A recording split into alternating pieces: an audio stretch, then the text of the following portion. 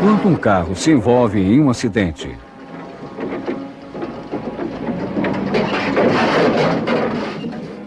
ou quando um sino toca, o som que ouvimos não é produzido por esses objetos diretamente, mas por suas vibrações. Essas vibrações produzem ondas sonoras que se deslocam pelo ar até nossos ouvidos. Nos ouvidos, elas se transformam nas sensações de som que estamos acostumados a ouvir. Quando um alto-falante é ativado, os movimentos das suas membranas são transmitidas para as moléculas de ar que estão em contato com ele. Elas se movem e provocam uma espécie de reação em cadeia, na qual deslocam as moléculas que estão à sua volta. Assim, formam-se ondas sonoras que são transmitidas em todas as direções. Quanto mais rápidas forem as vibrações, mais alto é o som. Em outras palavras, adquire maior intensidade. A altura e o diapasão de qualquer som são, portanto, suas principais características.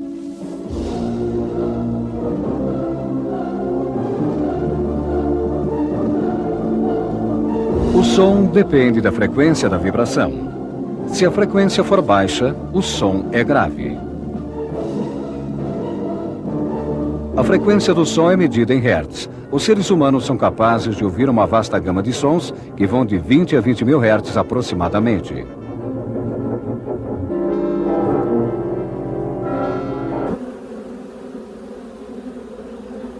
O zumbido de uma abelha tem cerca de 30 hertz, enquanto o de um mosquito possui cerca de 18 mil. Alguns animais são capazes de ouvir sons inaudíveis para os ouvidos humanos. Golfinhos e morcegos, por exemplo, podem escutar ultrassons de até 200 mil hertz. Sons não podem ser transmitidos através do vácuo, devido à ausência de moléculas de ar para vibrar e propagar o som. Sempre que o som tiver um meio que o conduza, ele se desloca em linha reta, do mesmo modo que qualquer onda de energia. Da mesma maneira, o som ricocheteia e é refletido por obstáculos tais como paredes, por exemplo, e atravessa aberturas como janelas. Depois, o som se espalha em todas as direções, fato que pode nos dar a impressão de que a fonte de som provém de aberturas. O ouvido humano, porém, é tão preciso que, apesar da diferença sutil entre ouvir um som primeiro por um ouvido e em seguida pelo outro, somos capazes de determinar com exatidão de onde determinado som provém. Nosso ouvido é capaz de distinguir uma grande variedade de sons ao mesmo tempo. Em uma festa, por exemplo, somos capazes de distinguir o que a pessoa que está à nossa frente está dizendo, porque nosso cérebro seleciona os sons que nos interessam e reduz a intensidade de outros sons periféricos. A estrutura do ouvido. Nosso ouvido é um órgão que foi projetado especialmente para captar ondas sonoras do modo mais eficiente possível. Ele trabalha 24 horas por dia, mesmo quando estamos dormindo. Sua estrutura é, ao mesmo tempo, complicada e delicada. Por isso, ele é protegido pelos ossos de nossos crânios. Ele é constituído de 3 partes principais: o ouvido externo, o ouvido médio ou cavidade do tímpano e o ouvido interno. A tarefa dos nossos ouvidos é a de localizar e captar sons que depois são conduzidos ao canal de audição, que tem cerca de 2,5 cm de comprimento.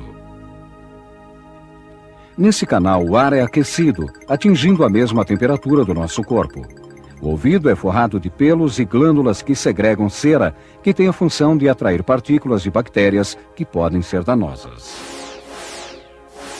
Uma onda de som que é detectada por um ouvido atravessa o canal auditivo e atinge o tímpano, membrana que tem a espessura de uma folha de papel, fazendo-o vibrar. Essas vibrações são em seguida transmitidas para os 3 pequenos ossos que estão no interior do ouvido médio: martelo, bigorna e estribo.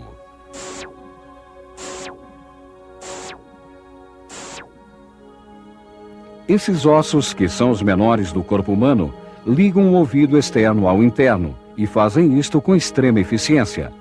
Estes ossículos do ouvido ampliam as ondas de som até cerca de 20 vezes, para auxiliar o ouvido interno a desempenhar sua tarefa.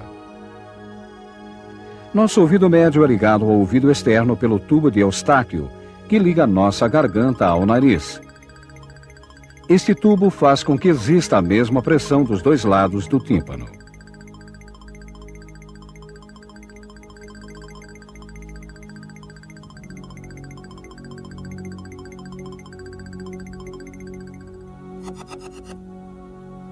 O ouvido interno é um sistema complexo de canais ósseos e tubos com líquido semelhante à concha de um caracol.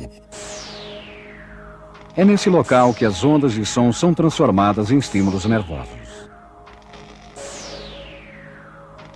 A vibração destes pequenos ossos do interior do ouvido médio agita o fluido do ouvido interno, que se desloca ao longo desta estrutura semelhante à concha, estimulando ao fazer isto milhares de pequenos sensores.